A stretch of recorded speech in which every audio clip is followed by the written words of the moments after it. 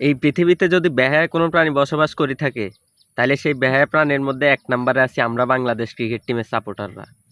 যেই লেভেলের খেলা তারা আমাদেরকে দেখাইছে, আমরা একেবারেই কালকে ধন্য হয়ে গেছি। টেস্ট হারছে, ওয়ানডে হারছে, সর্বশেষ টি-20 খেলা কালকে শুরু হয়েছে। যেই লেভেলের খেলা তারা দেখাইছে, নাইম শেখ ভাইয়া ৮ ওভারে মাঠে নামছে, ২০ নাম্বার ওভারে মাঠ থেকে ত্যাগ করছে, মাঠ থেকে উঠছে। কিন্তু তিনি ২৯ বলে ৩১ রান নিয়েছে। যেই প্লেয়ারটা ওয়ানডে খেলে তাকে দেয় টেস্টে, যেই প্লেয়ারটা টেস্ট খেলে তাকে দেয় ওয়ানডেতে, যেই প্লেয়ারটা 20 খেলে তাকেও দেয় ওয়ানডেতে।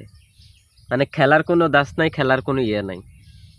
টেস্ট, ওয়ানডে দুইটাই তো গেছে, সর্বশেষ টি-20 ম্যাচটা অসাধারণ খেলা খেলছে তারা।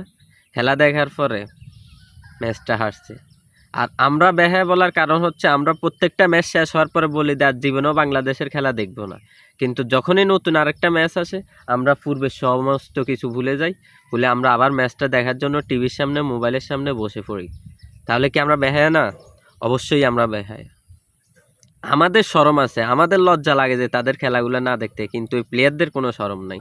একটার পর একটা ম্যাচ হারতেছে। সর্বশেষ যে কয়েকটা সিরিজে হয়েছে, পাকিস্তানের সাথে, শ্রীলঙ্কার সাথে, জিম্বাবুয়ের সাথে, আরব আমিরাতের সাথে, যুক্তরাষ্ট্রের সাথে, যারা এখনও আইসিসির স্বীকৃতি পায় না, ওই ধরনের দলের সাথেও আমরা হারতেছি। তারপরেও আমাদের ভিতরে কোনো লজ্জাবোধ নাই, কোনো লজ্জাবোধ আমাদের কাছে আসতেছে না।